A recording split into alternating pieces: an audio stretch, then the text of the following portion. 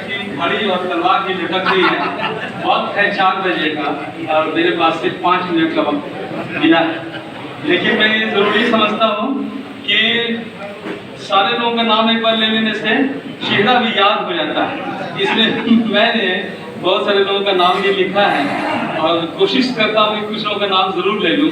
तो आज ये जो तकरीब बनाई जा रही है कलीमुल्लाह दोस्तपुरी साहब का, उसमें आज के चीफ गेस्ट जनाब एहसानी साहब, AK एहसानी साहब, हमारे पीछे बैठे हुए हमारे दोस्त भी हैं खुर्शीद अकबर साहब, कलीमुल्लाह दोस्तपुरी साहब जिनके जरिए ये मजलिस सजाई गई है, नसीमुद्दीन साहब जो हमारे एग्जीक्यूटिव कमेटी के मेंबर भी हैं, सर अकबर रजा जमशेद साहब, अलवी साहब, कासिम खुर्शीद साहब, आरफी साहब जिन्होंने निज़ामत का बेड़ा उठाया हुआ है, इम्तियाज़ अहमद करीम साहब जो बुजुर्ग सहाफ़ी हैं और गवर्नमेंट उर्दू लाइब्रेरी के जो पहला अवार्ड हुआ था वो अवार्ड याफ्ता भी है, और फातमी ब्रदर्स, मैं आपको फातमी ब्रदर्स करता हूँ, मरहूब अजहर फातमी और नज़्र नियाज फातमी साहब, फातमी ब्रदर्स साहब, इम्तियाज़ करीम साहब की बात तो हो गई, और मुज़ाहिरुल हक साहब, ज़फ़र सिद्दीकी साहब, अतीकुर रहमान शाबान साहब जो बहुत ही मेहनती पत्रकार हैं, मैं जानता हूँ, पहचानता हूँ, हर जगह मौजूद रहते हैं,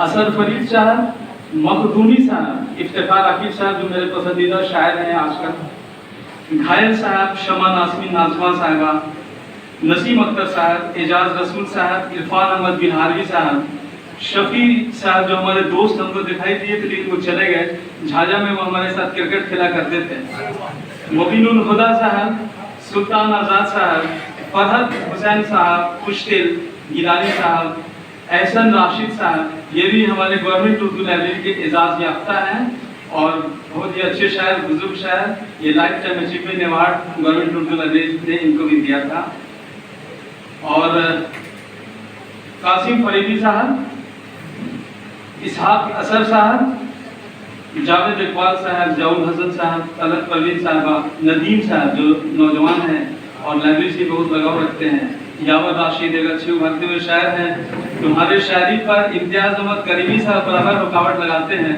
लेकिन मैं तुम्हारी शायरी को बहुत पसंद करता हूँ, तुम जब भी मुझे सुनने का मौका मिला तुम्हारा तरन्नुम और तुम्हारा कलाम बहुत ही अच्छा है, इसलिए मैं उर्दू के फ़रोग़ के लिए तुमसे इल्तिजा करूँगा कि अपनी शायरी को जारी रखो, और जो इम्तियाज़ अहमद करीमी साहब ने कहा वो एक अलग काम उसकी तरफ भी आप ज़रूर कोशिश करते रहिए, लेकिन शायरी को आप छोड़िए मत, आप उभरते बहुत अच्छे शायर हैं। और शरफुल हुदा साहब, अशफाक आदिल साहब, एजाज रसूल साहब, नवाब अतीकुज़्ज़मा साहब, आजकल इनकी मशगूलियत बहुत ज़्यादा बड़ी भी है, मुसर्रत साहबा, सबसे पहले मैं कलीमुल्लाह दोस्तपुरी साहब का शुक्रिया अदा करना चाहता हूँ कि जाड़े की आमद के पहले आपने एक शाद देकर मुझे जाने का इंतजाम करा। दूसरी बात के लिए मैं शुक्रिया अदा ये करना चाहता हूँ, आपने जो डायरी दी है नवंबर महीने में ही, वो इस बात की गारंटी है कि हम लोग उसी डायरी का इस्तेमाल करेंगे। ये 2025 की पहली डायरी है, इसलिए ये हम लोग को जिसकी भी डायरी मिली है हम लोग कलीमुल्लाह दोस्तपुरी साहब की डायरी का इंशाल्लाह इस्तेमाल करेंगे। और मुबारकबाद कलीमुल्लाह दोस्तपुरी साहब को, और इस किताब के जो मुरत्तिब हैं डॉक्टर AK अलवी साहब, उनका भी बहुत ही शुक्रिया, बहुत ही मुबारकबाद, बहुत ही खूबसूरत आपने टाइटल भी बनाया और पेज भी बहुत अच्छे हैं, इसके जो खतूत हैं वो भी बहुत अच्छे हैं। और दूसरी बात भी शुक्रिया इस बात के लिए कि इसमें आपने मेरे लिए भी जगह बनाई है पेज नंबर 36 में, जब मैं उसके बाद परवेज आलम साहब जो कि इस पूरे प्रोग्राम को बनाने में लगे रहे और सब पर हम लोगों ने पाबंदी भी आयद की, अभी मेरे पास 2 मिनट का शायद वक्त है, मुज़ाहिरुल हक साहब, उसके बाद उर्दू के हम लोगों ने गवर्नमेंट उर्दू लाइब्रेरी की जानिब से बहुत उर्दू के प्रोफेशनल, उर्दू की बात हुई थी कि उर्दू को इससे भी जोड़ना है, रोजगार से भी, तो गवर्नमेंट उर्दू लाइब्रेरी को गर्व है, फख्र है उन लोगों पर जो असिस्टेंट प्रोफेसर के तौर पर बहुत सारे लोगों का सिलेक्शन हुआ, लेकिन 16 उसमें ऐसे लोग थे जो गवर्नमेंट उर्दू लाइब्रेरी के लाइफ मेंबर थे। हम लोगों ने आमिर सुबहानी सर के हाथों उन लोगों का एहसास भी दिया था, कराया था, जब हम लोगों की बहुत ही इज्जत बढ़ी उन लोगों की कामयाबी से।